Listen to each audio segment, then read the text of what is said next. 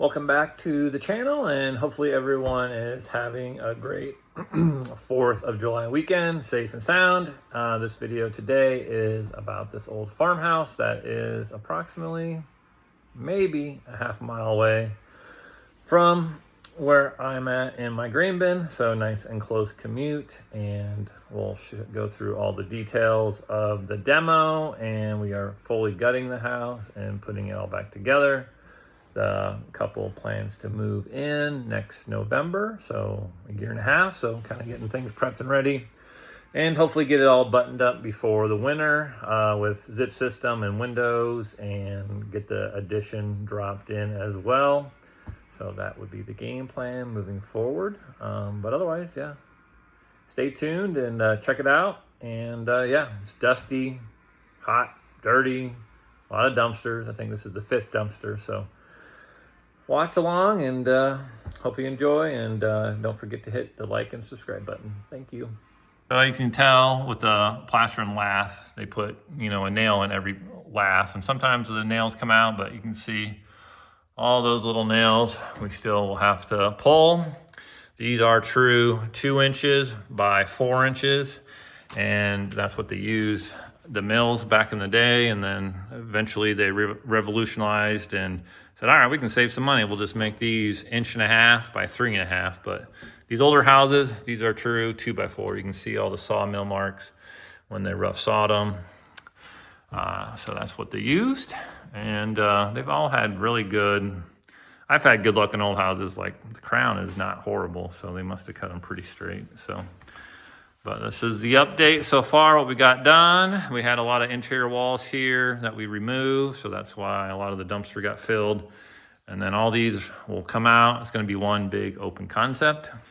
So the ceiling joists will get redone. I'm probably gonna try to go from here to here. The ceiling joists go this way now, and this is a load bearing. This was a load bearing wall, but it had to come out because it's rotted. So the ceiling joists go this way, but this span is maybe 30 feet. So I'm gonna see if I can get some TGIs to span 30 feet, 2 feet on center. All the subfloor is gonna come out, same thing. I'm gonna sister joist or get some TGIs next to them, or cut all the joists out and put all new joists in and all new subfloor. So this is a good fill-in job for us. So we kind of do it when we have spare time or a gap in the schedule.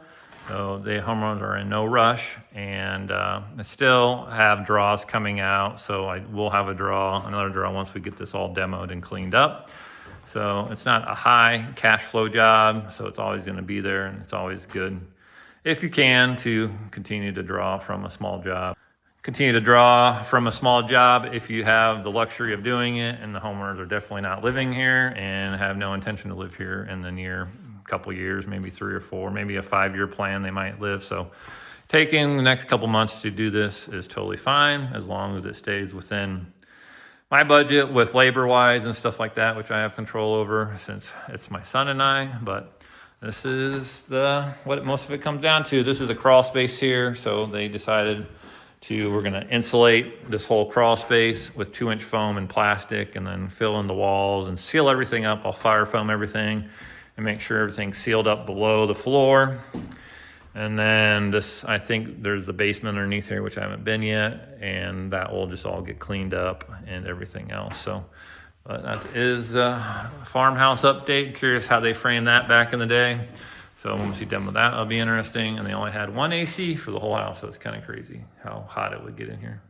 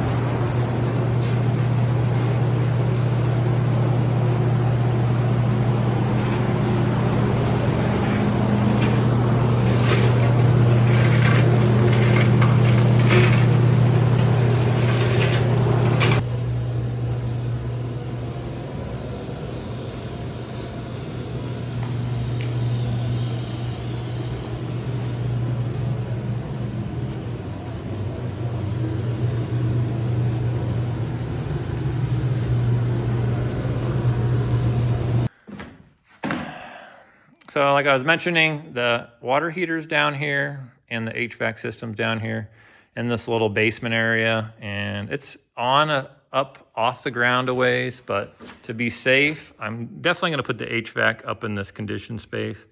And the water heater, I'm not for sure. We probably would be safe putting it down here, and I'll just make sure it's up high enough that if it does get any water, it won't be horrible. It won't get flooded. So I'll probably build a little block foundation wall and just make sure that's up as high as I can. And then everything else in this basement area will just be unfinished. There's a panel down here, which is illegal to have down in here.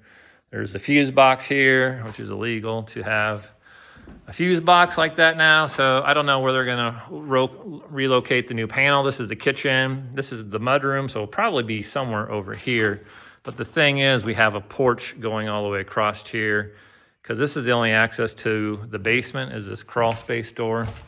So we wanna have that enclosed and make sure you have access to it from the inside of the porch and not the outside. So that's gonna come over here. So where the power goes, I'm not for sure how they're gonna trench that in. I don't know if we can put the power into the bedroom area, which could be feasible. Just can't be by a closet or in a closet. So it might end up over here. Might be the most efficient route. But so after I check these joists to make sure how far they can go, 24 feet, 20 or 12 inches on center.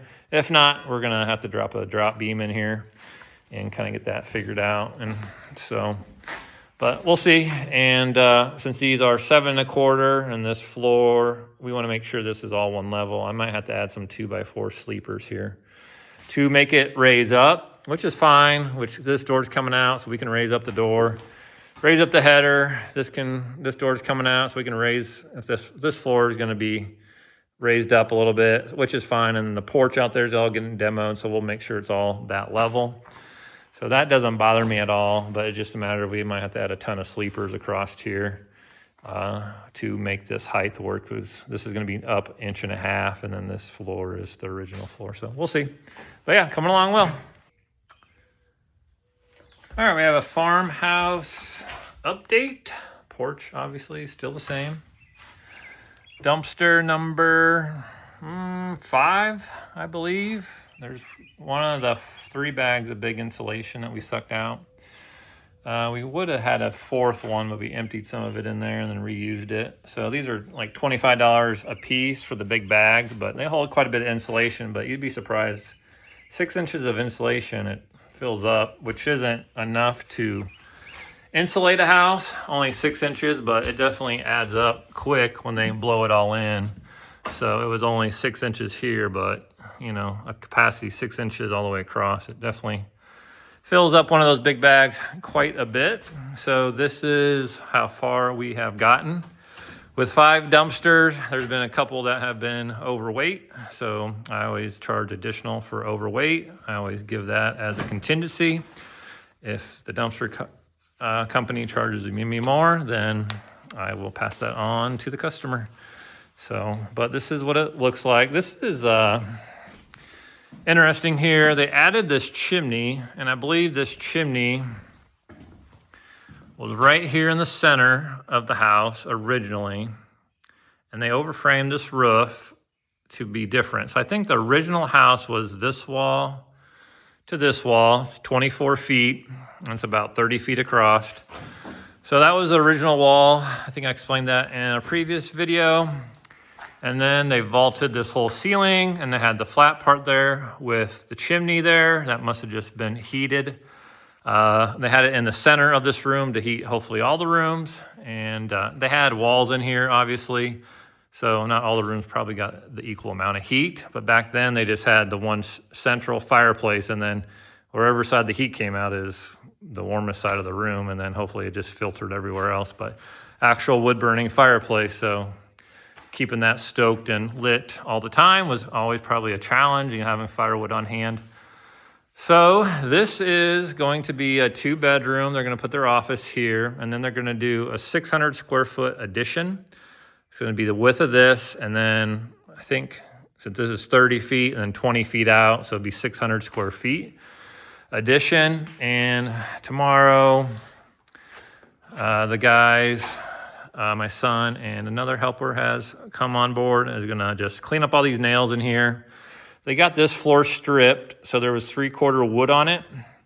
And then linoleum, not asbestos, linoleum, just regular. Got this all stripped and cleaned, and so that looks really good. So, and then here I got TGI's 9 1/4 gonna span across here, because right here there is some beam right here that carried the weight of these, but these are just held on brick pillars, and usually those brick pillars on old houses maybe go down a foot into the floor, if that, so they don't go down very far. So we're gonna span this distance with the TGI's 24 feet. I gotta check the span chart too to make sure. If not, then I'm gonna have to bring, I think I can get my machine in here to drop some Techno metal post and then do a beam, a drop beam, and then that will help carry the load.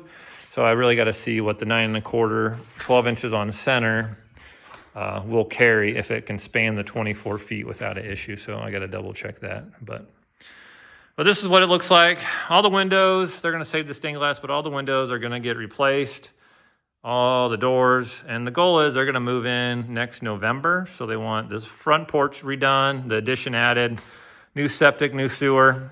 So it turned into quite a bigger project. At first, I thought I was just gonna strip the house and leave it, but they have a game plan, and I was made aware of that they're gonna move in.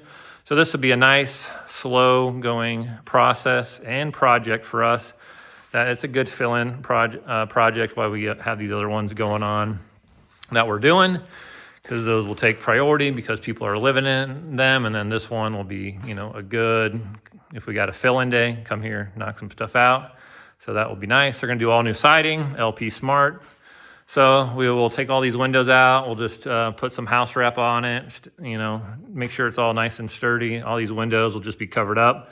And then once the new locations, which some of them are staying in the location, we'll frame in to fit the new windows or make them a little bit bigger and go from there. Obviously, you can tell none of them have headers, so we'll have to add some 2x12s or LVLs. We'll probably just do a double 2x12 and then have to get the king studs in there as well to support it, and then do insulation, on the one side, 1 inch, 1/2 inch thick to make up that difference to 3.5. And then here in this room, I think from the chimney over, they're gonna vault the ceiling up to that point. So it's gonna be a vaulted ceiling. So that's all gonna get kind of trayed out, so to speak, if I can match those angles. And then they're gonna spray foam all this roof here, because this is kind of a false roof because there's a roof over the top of it. So if we spray foam this whole thing and fill that in with some open cell or closed cell, see what they recommend. This is gonna be flat to here. We're gonna have flat here and then come out, and then this will be the vault, and everything else will be flat. And then we'll have attic access over here in one of the bedrooms, and then this will all be storage. So, and we're gonna put the HVAC up here too. So that's why we need to spray foam everything, and we're gonna run all the pipes through here. That's gonna be the most efficient. Otherwise, this is a crawl space here.